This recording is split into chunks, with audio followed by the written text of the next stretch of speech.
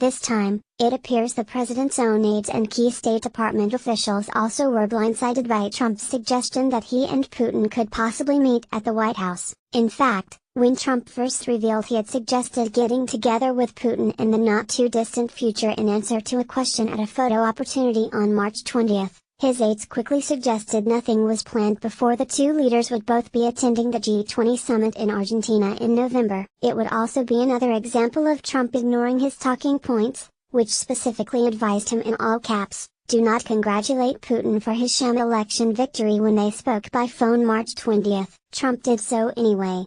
National Security Council staff members routinely record and listen in on such calls with foreign leaders, so they would have been aware that Trump had floated the idea of a White House meeting, although they acknowledged it only after the Kremlin revealed it on Monday. It is not a small detail easily overlooked. A White House meeting would be Putin's first since he met with President George W. Bush in 2005 and in 2001 before that. On that occasion, Bush said, "This is a new day in the long history of Russian-American relations, a day of progress and a day of hope."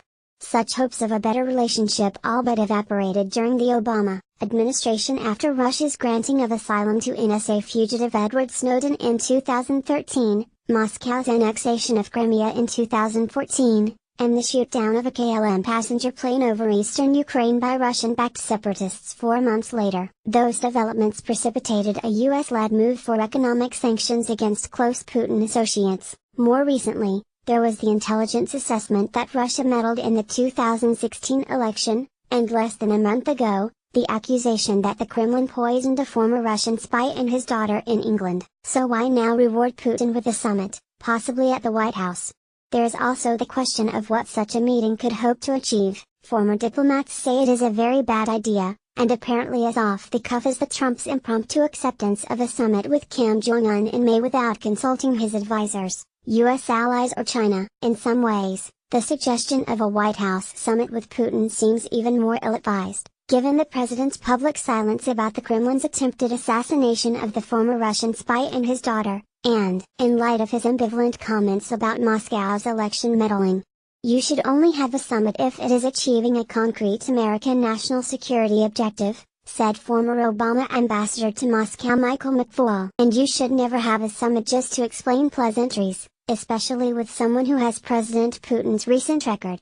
McFaul added, traditionally, White House summits are reserved for big events when the United States and Russia are achieving positive outcomes. It is not clear that Trump and Putin are working together to achieve any outcomes, so what's the purpose of the meeting? For Putin, a White House meeting would give him the legitimacy he seeks, while undercutting the coalition of almost 30 nations that British Prime Minister Theresa May has brought together to punish Russia for its alleged use of a military-grade nerve agent. The initial reaction to Trump's telephone diplomacy?